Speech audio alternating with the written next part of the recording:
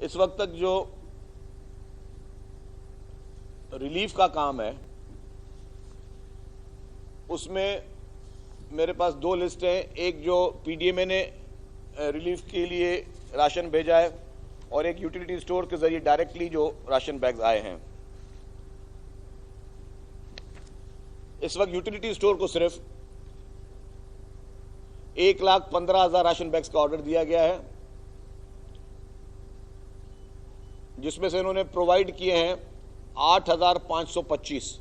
उनकी स्पीड बहुत स्लो थी प्रोडक्शन की, तो इसीलिए गवर्नमेंट ने जो फैसला किया कि जी बाकी प्राइवेट वेंडर्स को भी ये दिया जाएगा ऑर्डर्स, और उन्होंने दे दिया और प्लेसमेंट कर दिया ऑर्डर की।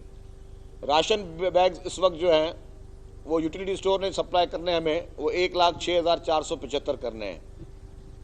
इसमें मुख्तलिफ डिस्ट्रिक्ट जो मोस्ट अफेक्टेड डिस्ट्रिक्ट है उनमें राशन बैग्स जो है उसकी सप्लाई शुरू कर दी गई है।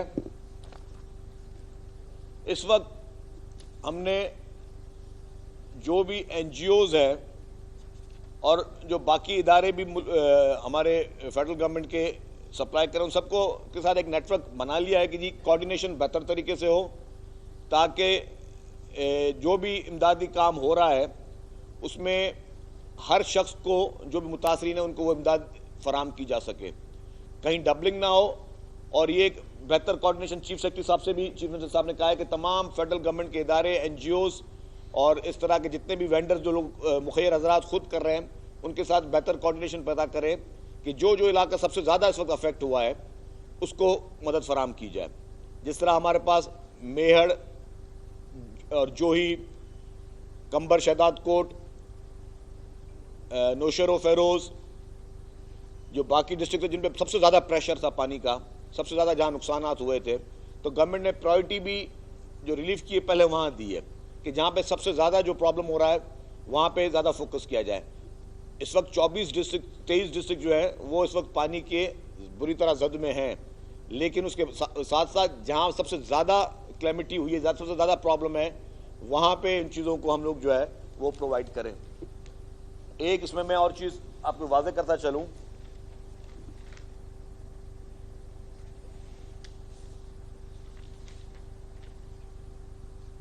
कि इस वक्त जो प्रायोरिटी गवर्नमेंट की है कि बीमारियों की जिस तरह वबाई अमराज बढ़ रहे हैं उसमें जो अद्वियात हैं वो प्रॉपर तरीके से अब रिलीफ कैंप्स में, हर रिलीफ कैंप के अंदर एक मेडिकल डिस्पेंसरी बनाई जाए ताकि वहाँ पे मौजूद लोगों को जिसको बीमारी उसको हॉस्पिटल लेके जाने के लिए टाइम ना वेस्ट हो, उसी वक्त फौरी तौर पर उसको फर्स्ट एड भी दी जाए। और फिर अगर खुदा ना खास्ता कोई पेशेंट सीरियस है तो उनके लिए जो है उनको हॉस्पिटल मूव किया जाए। कल भी जो एक हैदराबाद में एक नई कैंप बनाई गई है जहाँ पे सारे मेहड़ से और बाकी जगहों से आए थे, उसमें चंद खातून ऐसी थी जो कि प्रेग्नेंट थी, तो उनके लिए हमने खुद भी विज़िट किया। तो वहाँ इनको कहा कि जी इन जो प्रेग्नेंट वुमेन है जिनके करीब हैं डेट्स, उनको फौरी तौर पर जो है वो हॉस्पिटल्स मूव करें। उनको यहाँ पे कैंप में रखना जो है इस वक्त वो मुनासिब नहीं होगा। खुदा ना खास्ता अगर किसी को कोई इनके कोई एमरजेंसी हो जाए तो वो सेफ नहीं होगा। तो हमने उनको कहा जी कि हॉस्पिटल्स में भी ऑलरेडी हॉस्पिटल में तमाम हॉस्पिटल में एमरजेंसी नाफिज की गई है, लेकिन उसके बावजूद ये सारी कैंप्स में हमने कह दिया कि जहाँ जहाँ पे इस तरह के केसेस हैं उनको फौरी तौर पर हॉस्पिटल मूव करें, और ताकि इनका इस वक्त कैंप में रहना जो है वो मेरे ख्याल से वो सेफ नहीं है, वो मुनासिब नहीं है। इसके साथ जो इस वक्त गवर्नमेंट की एक और प्रायोरिटी है, खासतौर आज 7 माइल डेवलपमेंट के बाद हम ये अपील करेंगे कि जी तमाम मुखैर हजरात और तमाम फेडरल गवर्नमेंट के और प्रोविंशियल गवर्नमेंट के इदारे जो हैं वो जो 1.25 लाख लोग फौरी तौर पर आपने रेस्क्यू करने हैं, कहने में बहुत आसान है कि 1.25 लाख लोगों को रेस्क्यू करना, लेकिन इसके लिए बहुत ज़्यादा रिसोर्सेज चाहिए। उसके लिए इमीडिएटली गवर्नमेंट अपनी मैक्सिमम कैपेसिटी पे काम करिए, लेकिन बाकी जितनी फलाई तंजीमें और गवर्नमेंट के इदारे हैं वो भी अपना रोल मज़ीद प्ले करें कि जी उन लोगों को सेफ्टी और सिक्योरिटी के साथ जो है वो यहाँ पे पहुँचाया जा सके। आपको एक पता होगा कि इस वक्त जो पूरे दादू डिस्ट्रिक्ट की, जो पुराने दादू डिस्ट्रिक्ट और जामशोरो डिस्ट्रिक्ट का जो अब हिस्सा वहाँ आ गया है, ऑलरेडी वहाँ के लोग नकल मकानी कर रहे हैं मुख्तलिफ डिस्ट्रिक्ट्स में। रूरल एरिया में हमारे पास हैदराबाद में भी, सिटी में भी ऑलरेडी जो है वो वहाँ के लोग जो है वो नकलमानी मकानी कर रहे थे। अब जो नया ये प्रेशर पड़ेगा कि ये 1.25 लाख लोग जो है जो वहाँ से अफेक्ट होंगे, इनको भी नेबरिंग डिस्ट्रिक्ट्स में जहाँ पर पानी की पोजीशन, जहाँ पे सूरत कुछ बेहतर है, वहाँ पे इनको फौरी तौर पर मूव किया जाएगा। तो इसके लिए भी अब मजीद हम इमरजेंसी पे आज और मीटिंग्स करेंगे, इनके लिए मजीद रिलीफ कैंप्स बनाएंगे। मजीद अगर हमें एवैक्यूएशन करवानी पड़ी स्कूल्स में, कॉलेजेस में या यूनिवर्सिटी में, अभी इमरजेंसी बुनियाद पर वो सारे इकदाम लिए जाएंगे कि जितने मुतासिर आ रहे हैं उनको कोई तकलीफ ना हो। मजीद टेंट सिटीज़ कायम की जाएंगी जितने भी ड्राई एरियाज़ हैं, और गवर्नमेंट का पूरा फोकस होगा कि उन इलाकों को फौरी तौर पर इवैक्यूएट किया जाए जहाँ पे हम इन लोगों को हमें आबाद करना है।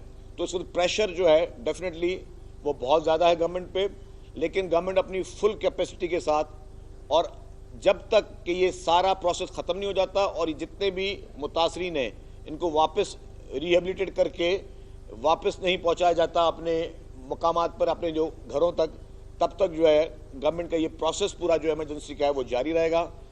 मैं इसको फिर रिपीट करता हूं कि हमारा फर्स्ट प्रायोरिटी है रेस्क्यू करना है पहले उन लोगों को कि खुदा न खास्ता वो जानी नुकसान ना हो। नंबर सेकंड है उनको फौरी तौर पर रिलीफ पहुंचाना, और रेस्क्यू और रिलीफ जैसे ही कंप्लीट होगा उसके बाद हमारा है कि जी फिर इनकी रिहेबिलिटेशन में काम करेंगे जब मुकम्मल तौर पर वो इलाके जो है वो क्लियर हो जाएंगे। तो इस वक्त ये प्रायोरिटी है, और हमारी भी ये कोशिश होगी कि पब्लिक को, मीडिया को, पूरे पाकिस्तान को और इंटरनेशनल कम्युनिटी को हम डे टू डे रोज़ाना की बुनियाद पर ये ब्रीफिंग्स दें, उनको डेली के बुनियाद पर आगाही दें कि इस वक्त क्या इकदाम गवर्नमेंट की तरफ से किए जा रहे हैं और गवर्नमेंट की तरफ से हमारी प्रायोरिटीज़ क्या हैं। जैसे मैंने कहा कि एमरजेंसी में अभी 1 घंटा पहले, आधा घंटा पहले फैसला हुआ कट का, फौरी तौर पर हमने प्रेस कॉन्फ्रेंस करके आपको आगाह किया जी ये गवर्नमेंट ने फैसला किया है। इस वजह से किया है कि जो टाउन्स हैं वहाँ पे आबादी ज़्यादा है, उन टाउन्स को बचाया जाए, वहाँ पे कोई जानी नुकसान ना हो। और फिर जो यूसीज थी 5, जिसमें वज़ीर आला सिंध की अपनी यूसी भी शामिल थी, उसका अपना गांव भी शामिल था, उस एरिया पे कट को प्रेफर किया गया कि वज़ीर आला का अपना गांव भले डूब जाए लेकिन वो जो शहरी आबादी है वहाँ पे कोई नुकसान ना पहुँचे। तो ये थी कुछ गुजारिश था। अब अगर आप लोगों के दोस्तों को जो सवाल हो तो बता दें।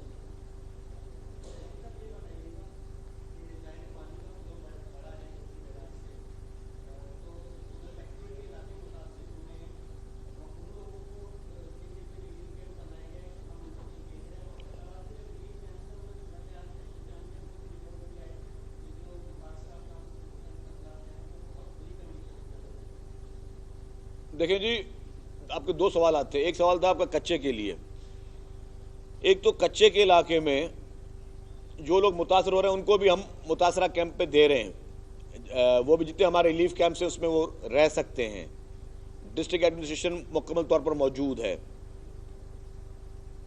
कच्चे के इलाके के लोगों के लिए कोई ख़ास आपने कहा कैंप, उनके लिए कोई ख़ास कैंप नहीं बनाई गई, लेकिन जो हमारे रिलीफ कैंप्स हैं उसमें वो रब्ता करके आके रह सकते हैं, कोई उनको मना नहीं है। जहाँ तक आपने बात की, आपका दूसरा सवाल था कि भाईजान दूसरा सवाल आपका क्या था? हाँ, कैंप्स के हालात। कल भी हमने सारे कैंप्स में विजिट किया है।